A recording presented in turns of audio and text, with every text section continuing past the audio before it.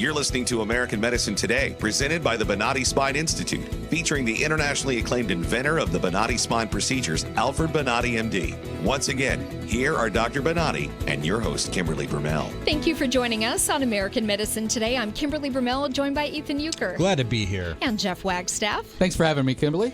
Yes. Well, every week we tell you about the differences in spine surgery. And just because something's called minimally invasive doesn't mean that it is parallel to the Bonati spine procedures. They're not. The Bonati spine procedures are targeted precision procedures offered nowhere else in the world except the Bonati Spine Institute. So don't be fooled by lesser spine institutes trying to tighten the screws to you and make you undergo hardware fusion surgeries. They're not needed a majority of the time, and we have the exclusive and patented procedures that can actually remove hardware that's been put into your back by some of these places.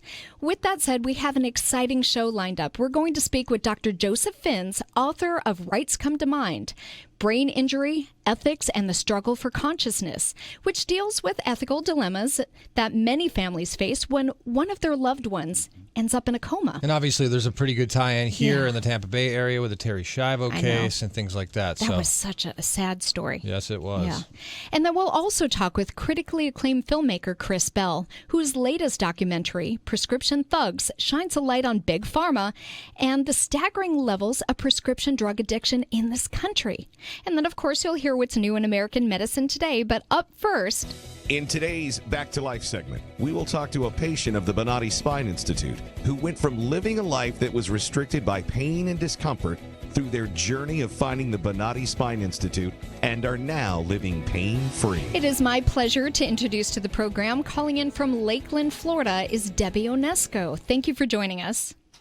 You're welcome, Kimberly. So why don't you tell us how your pain started?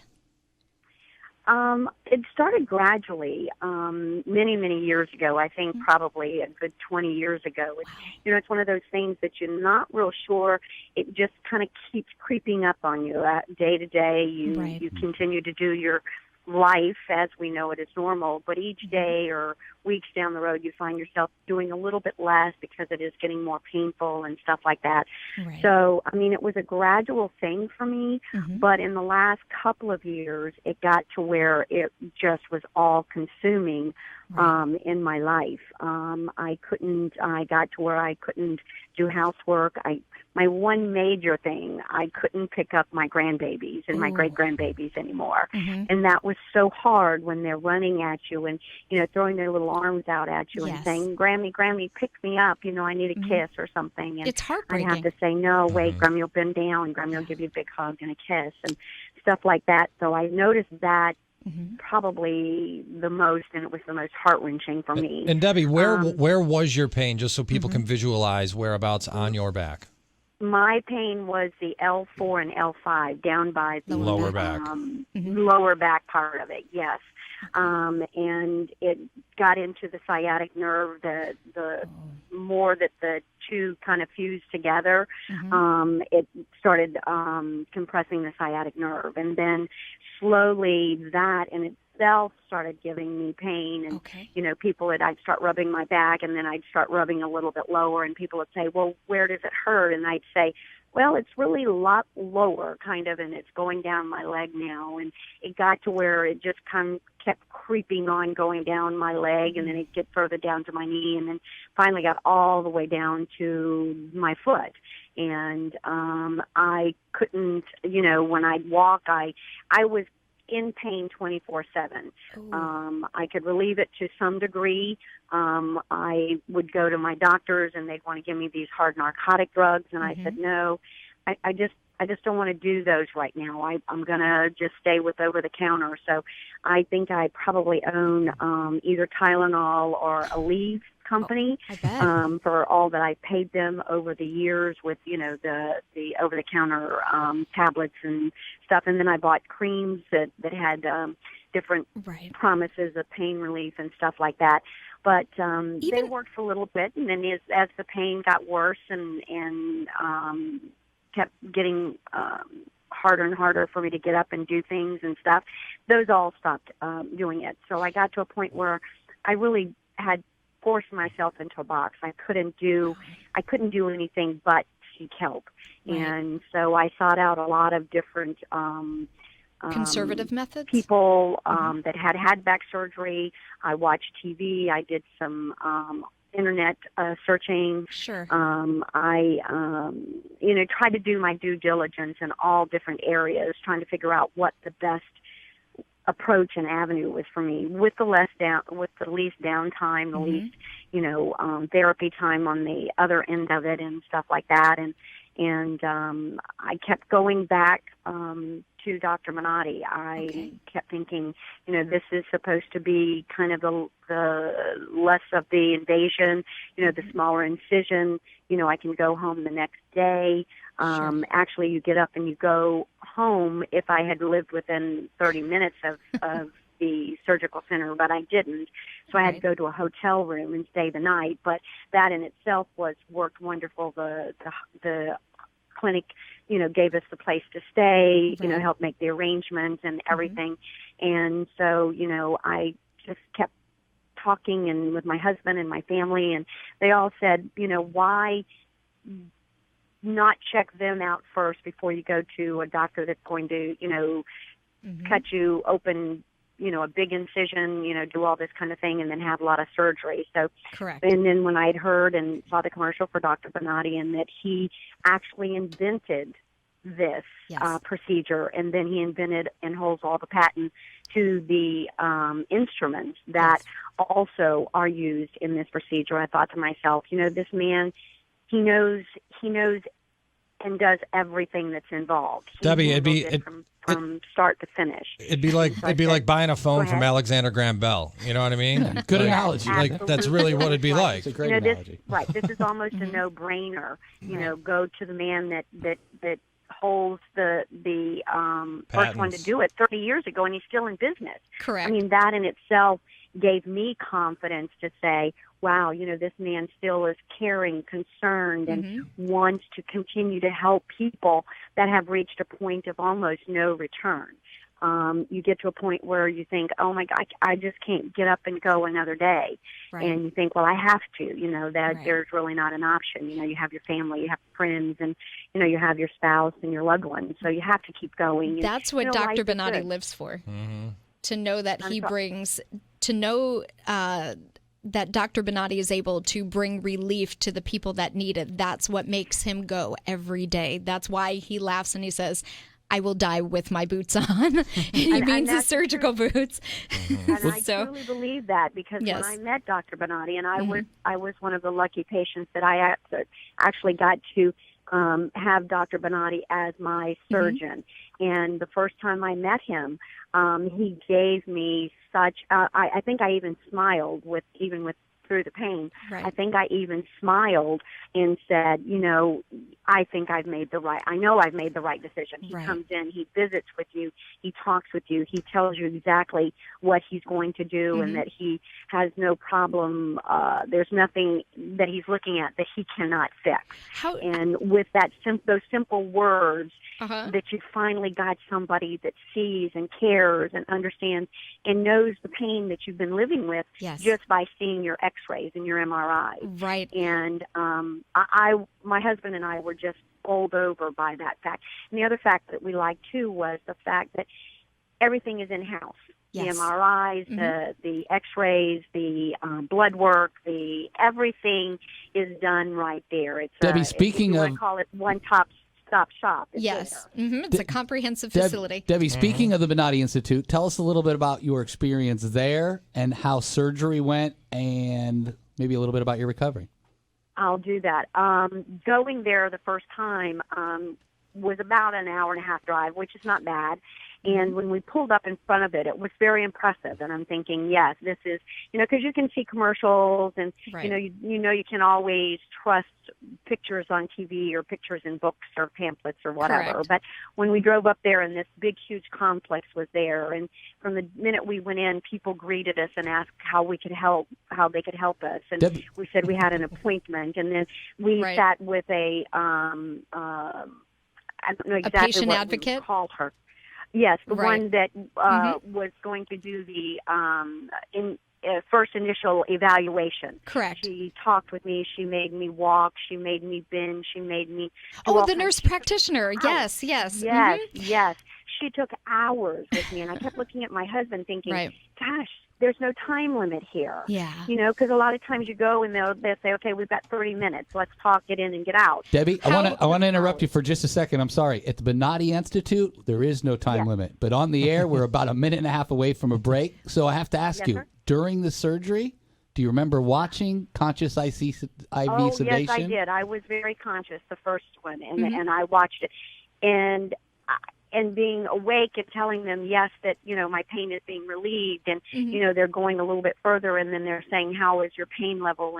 And I remember talking to them and watching what they were doing, and I was very impressed. I had 4 doctors in that operating Mm-hmm. room with me, and 2 nurse technicians that were highly trained and educated, and Right. you know, it was the best feeling that than getting up and being able to walk back out in it. How was the I can't recovery say process, Debbie?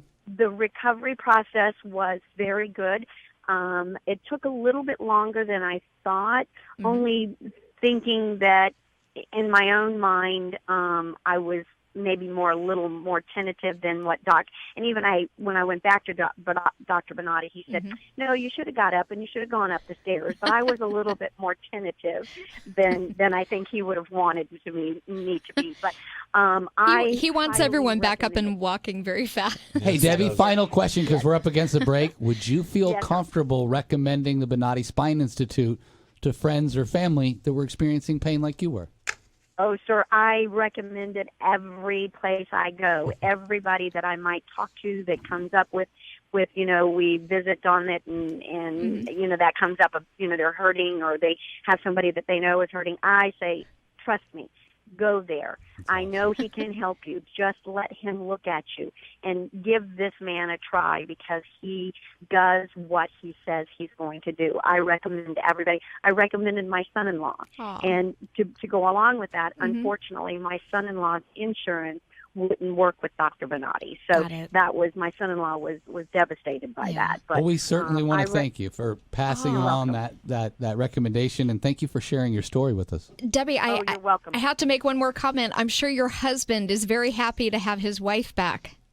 Yes, he is. He's happy to have the happy me back. Yes, the happy He's you. gotten- right, the happy, vivacious, outgoing, because I felt like I had lost that because I couldn't find joy in anything because I couldn't find comfort. Right. And no matter where I sat, where I stood, no matter what I did, I was always in pain. So I lost my happy self. Oh. But I have my happy self back thanks to Dr. Bonati. And We're happy and that everybody there was Aw. wonderful. I Thank couldn't have you. asked for better. Thank you You're so welcome. much. I'm so sorry. We could talk to you forever. Debbie Onesco from Lakeland, Florida, thank you for sharing your experience of regaining your strength and getting back in motion and regaining your happy life. Thank you so much for sharing your time with And you're us. welcome. And I wish anybody, if they're listening to this, please call Dr. Bonati. He can do what he says he can do. All right. Thanks Thank a lot, you. Debbie. Have a great day. You're welcome. Thank you. You do the same. Yeah, Bye-bye. bye-bye. I never get tired of hearing the patients say those words. He really does what he says. If you or someone you know is suffering in pain, reach out to Bonati at Bonati.com or 855-267-0483. Coming up on the flip side of the break, you'll hear more. Stay tuned. Revolutionary in his field, Dr. Bonati created, perfected, and patented the Bonati spine procedures. Using his genius, Bonati invented precise tools necessary to minimize surgery, scarring, anesthesia, and recovery. So successful are the Bonati spine procedures, they consistently reflect over 94% patient satisfaction. 45,000 successful procedures have been performed exclusively at our location. Nearly half our patients suffer from failed back and neck surgeries at other facilities. Bonati succeeds where others fail.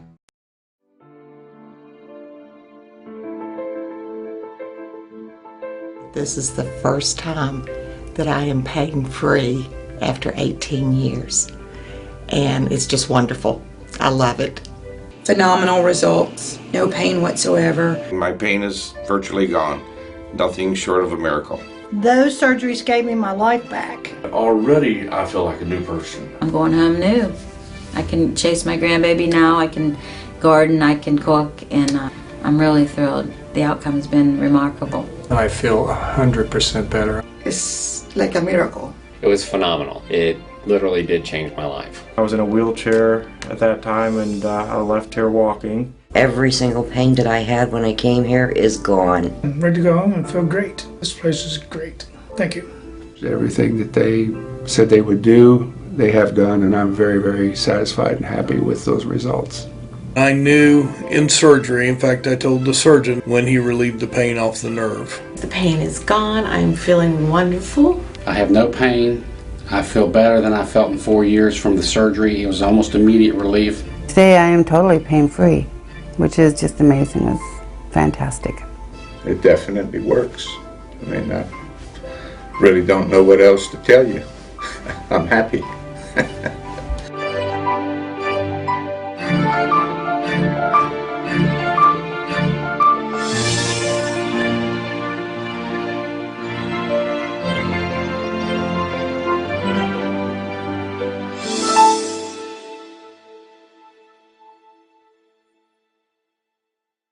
Revolutionary in his field, Dr. Bonati created, perfected, and patented the Bonati spine procedures. Using his genius, Bonati invented precise tools necessary to minimize surgery, scarring, anesthesia, and recovery.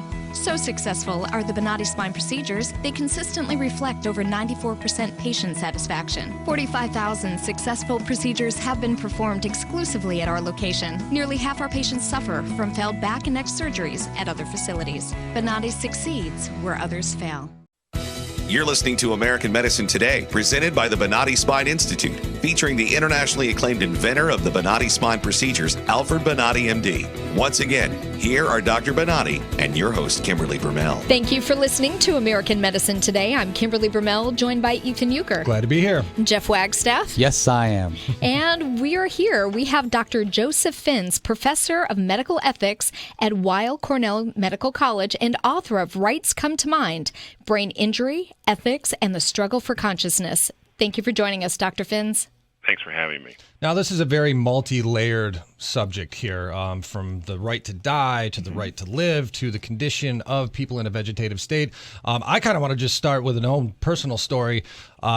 This really hits home with me because one of my elderly in-laws just a couple of weeks ago actually had a series of strokes, ended up in a vegetative state on a feeding tube, breathing tube. Doctors kind of threw up their hands and said, nothing we can do. Right. She's not going to recover. They discharged her, put her in a home, and she just passed away this week. So, my condolences. After less than 14 days. So, certainly a personal touch to this. How are families supposed to accept that kind of prognosis for one of their loved ones? Well, one of the messages in the book is that we have to be more precise in the kind of language we use to talk about brain injury. And we throw around terms like the vegetative state, but there's another category of patients within the vegetative state that are often confused with the vegetative state. They're called minimally conscious patients. And a recent study of patients who had traumatic brain injury in nursing homes who were thought to be vegetative, 41% of them were minimally conscious. That is, that they were at some level aware of what was going on in their environment. Right. And unlike vegetative patients who are permanently vegetative, these minimally conscious patients have the potential to recover, even eventually gaining speech. And so the book is really about this other category of patients and what might actually happen to them if they're given the resources to recover. And this probably brings up, like a Terry Schiavo case, which, again, that was a local story here in Florida. Yeah. Do you ever think the prognosis for someone like a Schiavo is there hope for someone like that? No, Terry Schiavo was permanently vegetative. And in fact, in the book, I talk about how her attorneys asked our group to actually scan her. But in fact, she had a stimulator in her brain which made it impossible for her to be scanned because of the magnetic quality of the stimulator. She had a stimulator implanted back in the early 90s, which didn't work because she was vegetative. The patients we're talking about here look like they're vegetative, but they're actually the networks in their brain are intact and they're understimulated. The vegetative patients who are permanently vegetative have networks that have unfortunately been destroyed. So it's a really important distinction. And even my medical colleagues misuse these terms and don't really sometimes know what they're talking about. Misleading families. So one of the messages of the book for doctors is to make sure that you know what you're talking about. Explain the terms to families and make sure they understand, because if we believe in informed consent and informed refusal, patients and families in this case, have to be informed. Okay, I have to ask, because I too, my grandfather, this is before my daughter was born, so close to 7 years ago, my grandfather,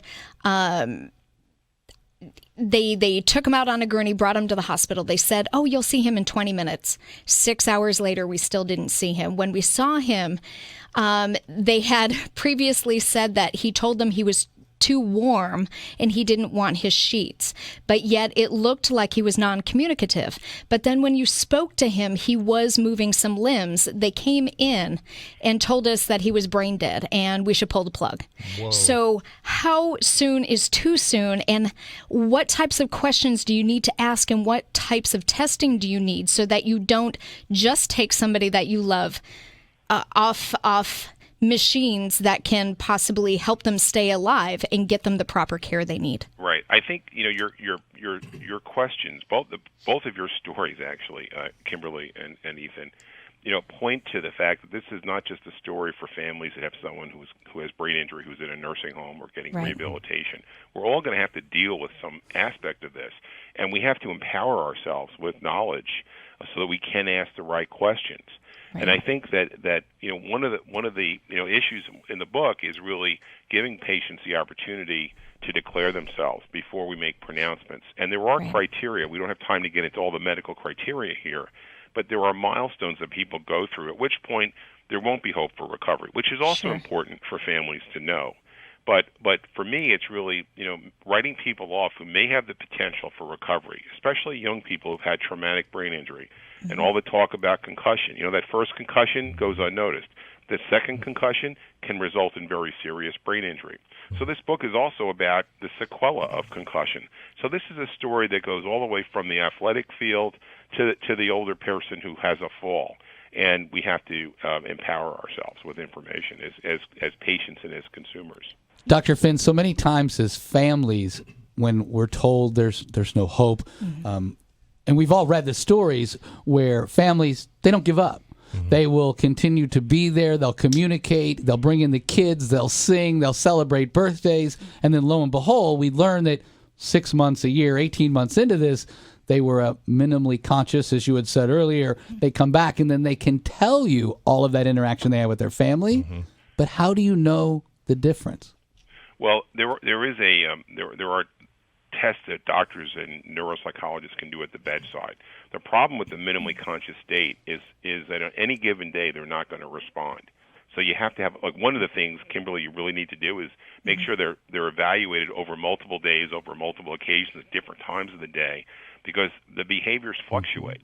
So, typically what will happen is a family will see something and say, "Hey, Joe just responded." The doctor who visits the nursing home comes in on Saturday. The patient doesn't respond. The doctor thinks it's wishful thinking on the part of the family or outright denial or delusion, when in fact it's the biology of the minimally conscious state that leads to episodic and intermittent responses. So to capture the behaviors, you should insist that there's more than one cursory evaluation, and that they're properly evaluated by somebody who deals with brain injury. So basically what you're saying is if somebody tries to railroad a family and tell them 6 hours into an injury that they are brain dead, well, brain death you should seek other treatment. Brain death is a different situation. Brain death, that determination can be made more quickly because it is really a state from which nobody will recover if properly diagnosed. Got it. But people who are in a coma with right after an injury, their eyes are closed and it's very early, you may need more time. Okay. And these are all nuances that I wrote the book both for families and for doctors. To help elevate the standard of care. No easy answers. No, yeah, not at there's all. Not. Thank you so much, Dr. Joseph Finns, Professor of Medical Ethics at Weill Cornell Medical College and author of Rights That Come to Mind, Brain Injury Ethics and the Struggle for Consciousness. Where can people find your book? It's on Amazon. It's at Barnes & Noble's. It's from Cambridge University Press. All right. So, but it's accessible, so don't be put off by that. Thank you for your work. Okay, thank you so very much. I Appreciate Thank your time. you. It's Thanks. a difficult topic. Yeah, appreciate Yeah. it, Doc. Thank you. All right. Well, you're listening to American Medicine Today. If you or someone you know is in this situation, run out, grab the book. And if you are suffering with headaches, backaches, migraines, sciatica, reach out to Bonati at Bonati.com or call 855-267-0483. Coming up after the break, you'll hear more. Make sure you stay tuned. Revolutionary in his field, Dr. Bonati created, perfected, and patented the Bonati spine procedures. Using his genius, Bonati invented precise tools necessary to minimize surgery, scarring, anesthesia, and recovery. So successful are the Bonati spine procedures, they consistently reflect over 94% patient satisfaction. 45,000 successful procedures have been performed exclusively at our location. Nearly half our patients suffer from failed back and neck surgeries at other facilities. Bonati succeeds where others fail.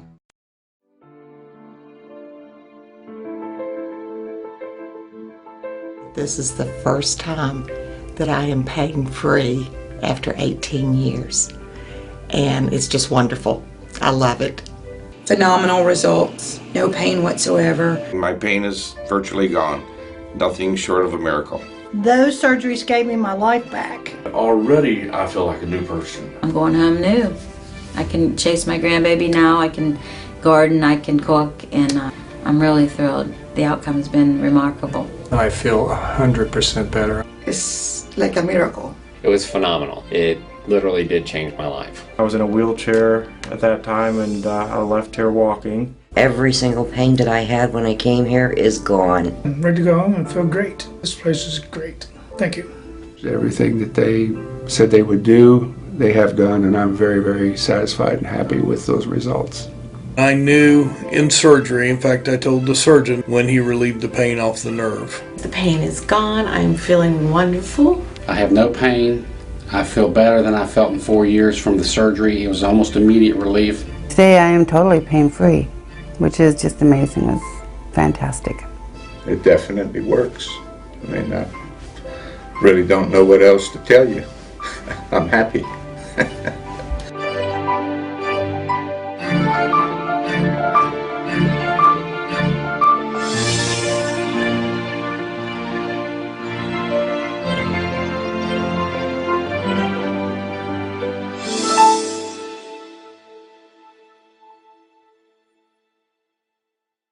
Revolutionary in his field, Dr. Bonati created, perfected, and patented the Bonati spine procedures. Using his genius, Bonati invented precise tools necessary to minimize surgery, scarring, anesthesia, and recovery. So successful are the Bonati spine procedures, they consistently reflect over 94% patient satisfaction. 45,000 successful procedures have been performed exclusively at our location. Nearly half our patients suffer from failed back and neck surgeries at other facilities. Bonati succeeds where others fail. You're listening to American Medicine Today, presented by the Bonati Spine Institute, featuring the internationally acclaimed inventor of the Bonati spine procedures, Alfred Bonati, MD. Once again, here are Dr. Bonati and your host, Kimberly Bermel. You're listening to American Medicine Today. I'm Kimberly Bermel, joined by Ethan Euchre. Glad to be here. And Jeff Wagstaff. Hey, Kimberly, thanks for having me. Absolutely. Well, we're excited because on the line we have critically acclaimed filmmaker Chris Bell, whose latest documentary, Prescription Thugs, shines a light on Big Pharma and the staggering levels of addiction to prescription drugs in this country. So thank you for joining us, Chris. Thank you. How you guys doing? Good. We're very well. I was actually able to watch the film last night on demand. So, you know, if people have cable, they can find it on demand. First of all, really just striking piece of filmmaking. And I really thought it was sort of tragic the way the movie started out, talking about and focusing on your brother, who was a professional wrestler named Mike Mad Dog Bell. He struggled with addiction. And just kind of tell us briefly what happened to Mike and what inspired you to make this film. Sure. Yeah, Mike was a rough case. You know, he was a professional wrestler. He had played football in Division I for the University of Cincinnati, and he was just an all-around butt kicker. Let's say that. You know, he was a big guy. He was a strong guy, and he was actually really fast for his size. He actually used the term a lot: bigger, stronger, faster. That's what he needed to obtain in order to make it in what he wanted to do. And you know, he ended up falling short, and in his falling short came depression. It came a lot of injuries from football and from pro wrestling and, the WWF at the time. And he ended up having a major addiction to painkillers. Flash forward about, 10 years, and he's in real trouble with pills, alcohol, and everything. And he goes and gets help. He's in a sober living house for 62 days, clean and sober. Yeah. And then he just ends up, we end up getting the call that he's dead. And, we don't know how to react to that. It's like a shock to our family. Yeah. It was a, most devastating thing that ever happened in our family for sure. And you just start trying to make sense of it. And like going back through everything that he's done and been through, it always led to drugs, some sort of pill, some sort of answer for something that he thought he probably had and maybe he didn't. Right. Well, what's amazing about that is you had that experience with your brother, and then you had your own demons that you confessed to during the filming. Why don't you tell us about that experience? Sure. I was same thing. Like I followed in my brother's footsteps. He was my hero. Yeah. I didn't have any idea as a young kid growing up in Poughkeepsie, New York, that I wanted to be a filmmaker, let alone a documentary filmmaker. Sure. It wasn't until about 2004 when I saw Michael Moore's Bowling for Columbine that I said, this argument has been going on for a long time with steroids. Should they be legal? Should they not be legal? Are they killing people? Are they not killing people? And I actually just was looking at Bowling for Columbine and randomly decided to get into making documentary film. So it was like, a roundabout way into it. So I was following my brother's footsteps and just doing what he did at the time and trying to achieve that American dream through athletics. And I was a lot shorter than my brother. I'm 5'6". I was overweight and dumpy. Started lifting weights to gain confidence, and all that stuff led me to a lot of injuries through powerlifting and just through genetic predispositions that I had through my father, who had a hip surgery at 17. So I had a double hip replacement surgery at 33, to make a long story short. Wow. And I knew then that my powerlifting career, my athletic career, so to speak, if you call it that, was over. It was done. So I had double hip replacement surgery, got hooked on pills, and for about 6 or 7 years, it was just a vicious cycle, over and over and over, like a hamster on a wheel. And I get clean for a while, and then I get back on the drugs. And I'm not a person that does drugs. I never did drugs in my life. I was always a pretty clean-cut kid. Right. Is there something with it? Because they're not hardcore drugs, but they're painkillers. Well, they are hardcore drugs. Well, they're very, very hardcore drugs disguised as like a Tylenol. Okay, so correct. You're like, oh, it's okay. I'll just take it. Right, but it's not like heroin or cocaine, is what I'm getting at. But they're labeled as safe. Like heroin and cocaine, and that's the problem. But they're labeled. It's chemically safe. Almost identical. Correct. To heroin. Sure, these I opiates. get exactly what she's saying. So it's under the premise that they're okay. Mm-hmm. It's under the premise that they're okay. Sure. Yeah. It's not looked down upon. Right. It's something that your doctor gave you. That's so scary. And this isn't a movie to thwart medicine. Sure. I am 100% against stopping, medical research and medical science, but I am against, medical advertising to us and trying to push drugs on us that we maybe don't need. And I keep saying that it's not about like stopping medicine. Medicine is the best thing to happen to the human race, Sure. To extend our lives and help us lead a better quality of life. But what people don't understand is that by leading a better quality of life, it doesn't mean every time something happens you take a pill. Correct. The pill is only going to be a quick fix for a little while, and you got to get down to the root of the problem. Right, because it's just masking the pain. The symptoms, yeah. Oh, Chris, you also Actually, painkillers can make the pain worse Yes. over a long period of time. They're actually not supposed to be for chronic pain. The doctors have there's a point in time where everybody agreed upon it as a treatment, and since there's been research coming out that maybe it's not actually the best effective treatment for chronic pain, the problem is it's already been in place for so long. It's hard to fix it, Right. One thing that I really enjoyed about the film as well, Chris, is that I understand your brother was an athlete, you were into powerlifting, and you even spoke with other wrestlers, NFL players, UFC fighters that were all abusing these drugs. I get I kind of get that, though, with the injuries. What really sort of captivated me were the everyday people that you spoke with on your documentary. One of which, there's a lot people should know. There are a lot more normal people, like everyday average people, that have these problems and get hooked on drugs and have these addiction problems.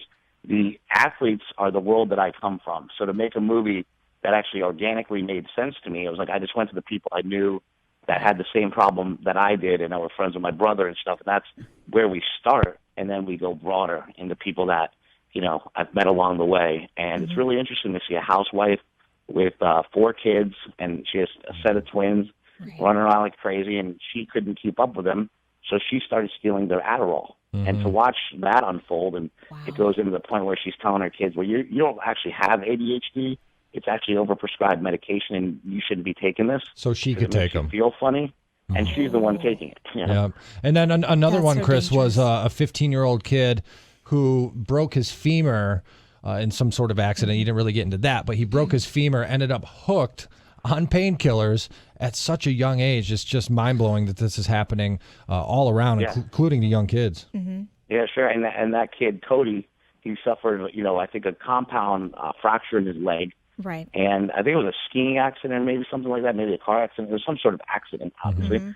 And he got hooked on pills, so bad as a young kid that he was in rehab by the time he was like 17 years old. And I've been to rehab.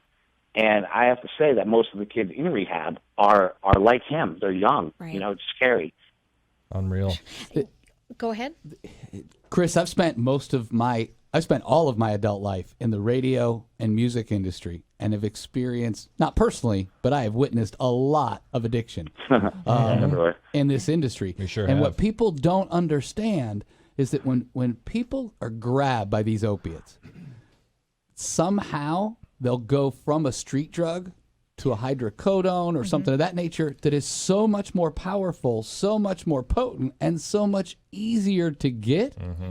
And when people are using these drugs intravenously, they will do anything to get them. Yeah, and you're right. I think 15 years ago we used to talk about marijuana being this gateway drug, and marijuana is still a gateway drug for a lot of people, but it's a gateway out of addiction. Actually, it's a weird thing going on now. There's not a lot of science on it yet. It's not completely. People use marijuana obviously for pain and for other things. And I think that it's interesting that these drugs that the doctors people have told us not to use or take over a long period of time that are natural, may have some benefits that we can draw from. But we've stigmatized that to make it so illegal that, now we're trying to unravel that to see if we can get to the actual medicine part of it, and that to me is an interesting, twist on it. We were always told, stay away from these drugs, listen to your doctor. And now the ones that the doctors are giving us a lot of times turn out to be the ones that are killing people. And sometimes just on one simple dose of like an Oxycontin, like somebody will, take a pill and they'll take too much. They go to sleep and they don't wake up. And it's very simple. It's not like an aggressive overdose like you're thinking a lot of times. It's a very subtle thing. Your breathing slows down and eventually it comes to a point where it stops and then you die. And that's what opioid drugs will do to your body. Slow your breathing down, and then you're gone. If it slows down too much. Right. So basically you're saying some of these doctors, and we have to say not all doctors do this, but some doctors have basically turned into, what would you say, certified dealers, drug pushers. Yeah. I think, every industry has their good and their bad. And of course. I know so many great doctors, and that's why I say this isn't a slam on doctors. It's not a slam on medicine. However, you need to shed light on this. Loveline with Dr. Drew, and I spoke with him. His first words out of his mouth is, "It's my peers' fault." My peers are overprescribing. That's what he said to me. Right. So I'm just taking that from him. That's a direct quote from him. Sure. I don't really know that to be the facts. I haven't done a large scale survey. Right. But if we just look at it from the point of view of where did you get your first pills from? Everybody says, I got them from the doctor. And right. That's where it starts. So But that's also, where it can also stop. Well, Right, look at what's but- happened here in Florida. Recently, Pam Bundy, our attorney general, has shut down dozens and dozens of these pill mills, and all they were doing were licensed legal addiction clinics. And I want to provide a piece of information that has come along with everybody out there that's listening. If you look, if you actually go and do a little bit of research, you'll find that for chronic pain, they're saying that what they've found so far to be most effective is just a simple combination of ibuprofen and acetaminophen, which also, I should warn, definitely have side effects to your liver and other parts, functions of your body. So you have to be careful, and you shouldn't just take things because you take it every day. I feel like you should take things when you feel you really need them. Well, the other thing is you can't let the pain, feel the pain a little bit, because then you know what you have to fix, Correct. And a lot of times people are avoiding surgery and will just take pills for the rest of their life to avoid surgery, and they're afraid of these things that are actually safer. Don't we know it? Because they're treating a symptom and not the root cause of the problem. Yeah, and the people that are scared should know that a lot more people die from overdoses of drugs than actually die in surgery. True. So that's an interesting fact as well. Well, and part of the problem are the lobbyists paying $400,000 per congressman. Per congressman. It's just ridiculous. They're able to accept that money. Unfortunately, we're out of time. They don't actually. Let me just clear something up, because it becomes a little confusing. Okay. They're not actually giving the senator and the congressman money. It's not necessarily like that. Okay. They spend the pharmaceutical industry spends $435,000 per lobbyist to be there and be bothering the congressman. So you have 1,500. There's a ratio. It's like 3 to 1. There's 3 pharmaceutical lobbyists for every congressperson, basically. So they're just flooded with these people all day. They're in their face all day, and then they do take the campaign, contributions that they're allowed to take at, Well, Washington then is certainly helping to promote these things by not putting an end to that. With that said, we have critically acclaimed filmmaker Chris Bell, whose latest documentary, Prescription Thugs, shines a light on Big Pharma and the staggering levels of addiction to prescription drugs right here in the United States. Great work, Thank Chris. you for joining us on the program. Great film. Thank you, guys. All right. Take care. Take it easy. Such an important subject. Everybody should watch it, I'm telling you. Absolutely. And he's right. When it comes to pain, you don't treat a symptom. You get to that root cause of pain. So if you or someone you know is suffering with neck, back, sciatic pain, reach out to Bonati at Bonati.com. Coming up after the break, you'll hear more. Make sure you stay tuned. You are listening to American Medicine Today. Revolutionary in his field, Dr. Bonati created, perfected, and patented the Bonati spine procedures. Using his genius, Bonati invented precise tools necessary to minimize surgery, scarring, anesthesia, and recovery. So successful are the Bonati spine procedures, they consistently reflect over 94% patient satisfaction. 45,000 successful procedures have been performed exclusively at our location. Nearly half our patients suffer from failed back and neck surgeries at other facilities. Bonati succeeds where others fail.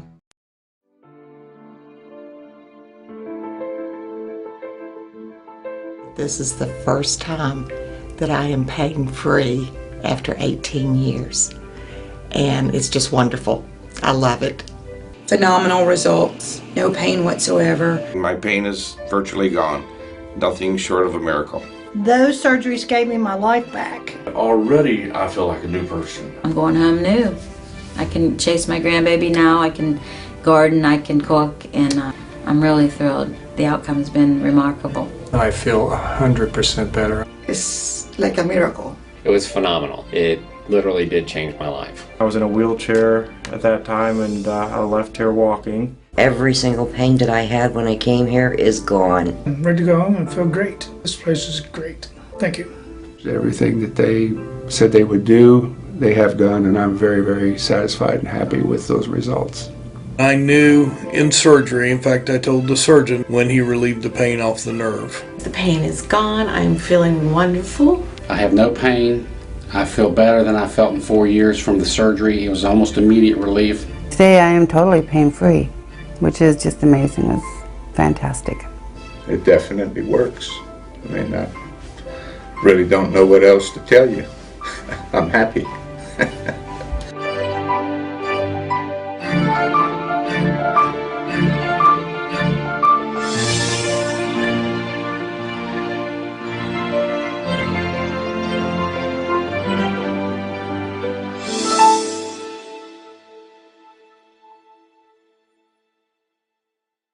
Revolutionary in his field, Dr. Bonati created, perfected, and patented the Bonati spine procedures. Using his genius, Bonati invented precise tools necessary to minimize surgery, scarring, anesthesia, and recovery.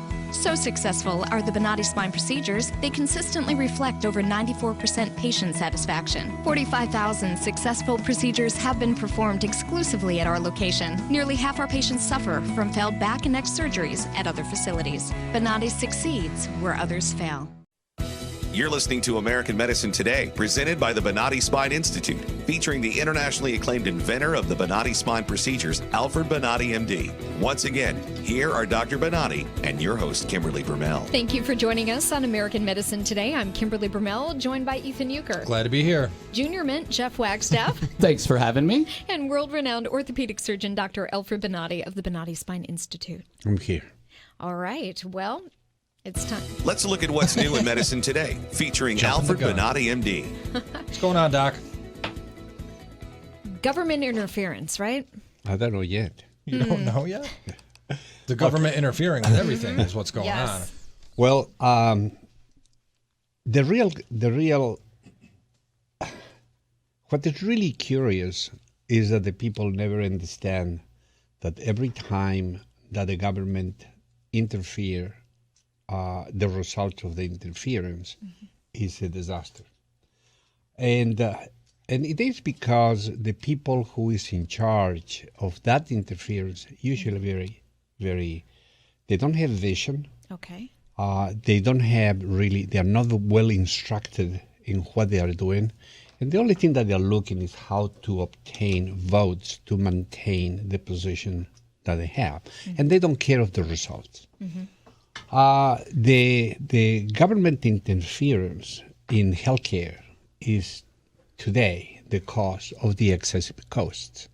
The excessive cost of medicine is not because medicine is expensive or medicine change the date in 24 hours.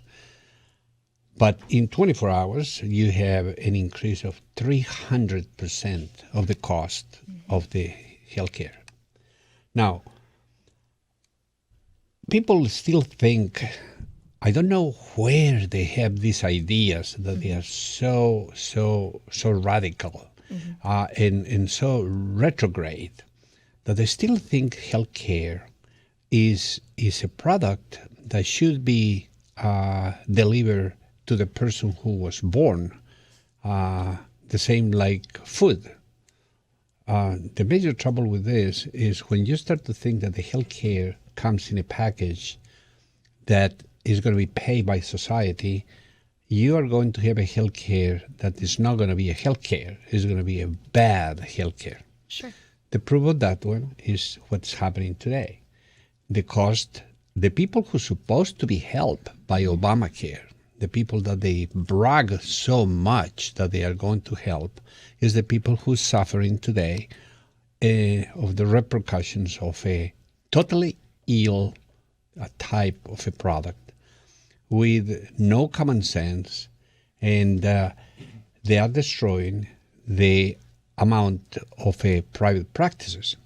So before Obama, the private practices were around 75% of the physicians. Today is around 35% of the physicians in private practices. The majority of these doctors are really the really best doctors. But the ones that they are not so good, they are going to be helpers of the industry of the healthcare that is the insurance companies. So what they are doing is they are removing a physician that should be responsible to protect the patient is now protecting the insurance companies. Right. So when you have a problem, recently happened to me a situation where I have a patient who had a really big problem. And we decided to take that patient and we operate on that patient. The insurance company approved that. And then they're supposed to have 3 procedures performed.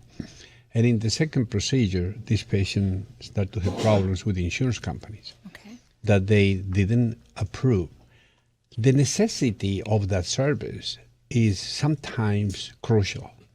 And if you don't follow a trend of treatment, then even if you start the treatment, the results are going to be poor. Correct. And the situations this patient had suffer really a situation that will require more treatment just only because the insurance company delay. And who delayed this was probably an incompetent, mediocre physician who is unable to sustain a practice, independent practice outside, and become a servant of the insurance company and is practically defaulting on his oath to become a doctor. Right. Because he's serving the insurance companies to be able to survive. And that situation is dangerous enough because a lot of people are going to be hurt because these individuals are not responsible to the patient, they are responsible to the insurance company. So they are going to deny service that sometimes can be crucial or deadly. The problem is how you solve that. American Medical Association, like always, is sleeping on the switches, doesn't do anything for medicine, doesn't produce any corrections to the problem. Now, I think it should be, if a physician denies treatment, and the treatment is a treatment that is responsible to help, it's going to help the patient, then I think the physician and the patient should have the right to sue that physician for irresponsible health care. Absolutely. All right? And if this thing doesn't happen, then we have a situation that we are going to have people dying. Yes. Because insurance company, they develop a nice gadget to use physicians and then clean their hands. What they are saying is, a physician is a practicing physician. We hired this group, and this group make the decision, not us. Right. So they are forcing these physicians to do that type of dirty work for them, and they maintain their hands clean. They should be responsible if the insurance companies deny the treatment and the physician deny the treatment, and we can prove that treatment was necessary in a competent discussion, that physician and the insurance company should be destroyed. That guy should lose his license, and the insurance company should be paying the benefits to that patient, because not only the suffering of that patient, but at the same time the horrendous results that can happen. Absolutely. And that's a look at what's new in medicine today with Alfred Bonati, MD. There's one more thought I have to throw out there. Medicare fraud alone, the amounts cost $60 billion a year. So no other private company could sustain such fraud. Just a thought to keep in your mind as we end the program. You're listening to American Medicine Today. Make sure you check us out on WFTS here in Tampa. Check your local listings, and the same nationally, Bloomberg on Sundays. Tweet at Dr. Bonati. Again, we're about to wrap things up. Again, tweet at Dr. Bonati using hashtag American Medicine Today. We'll see you next time. Revolutionary in his field, Dr. Bonati created, perfected, and patented the Bonati spine procedures. Using his genius, Bonati invented precise tools necessary to minimize surgery, scarring, anesthesia, and recovery. So successful are the Bonati spine procedures, they consistently reflect over 94% patient satisfaction. 45,000 successful procedures have been performed exclusively at our location. Nearly half our patients suffer from failed back and neck surgeries at other facilities. Bonati succeeds where others fail.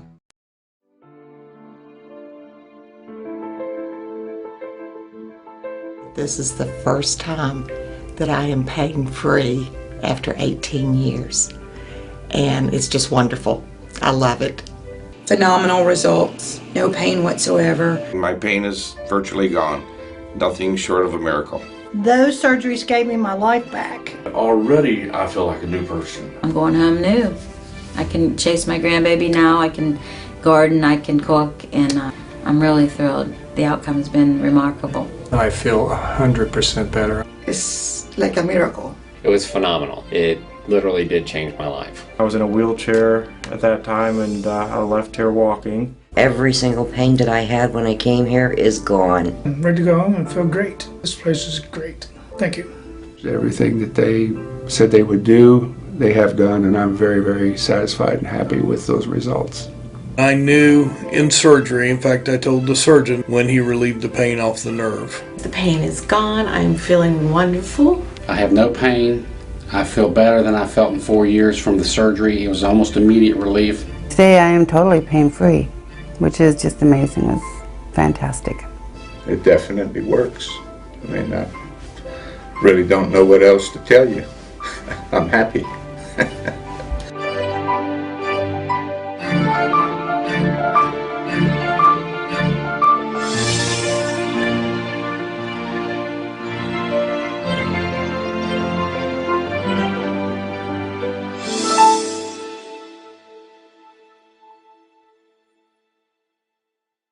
Revolutionary in his field, Dr. Bonati created, perfected, and patented the Bonati spine procedures. Using his genius, Bonati invented precise tools necessary to minimize surgery, scarring, anesthesia, and recovery.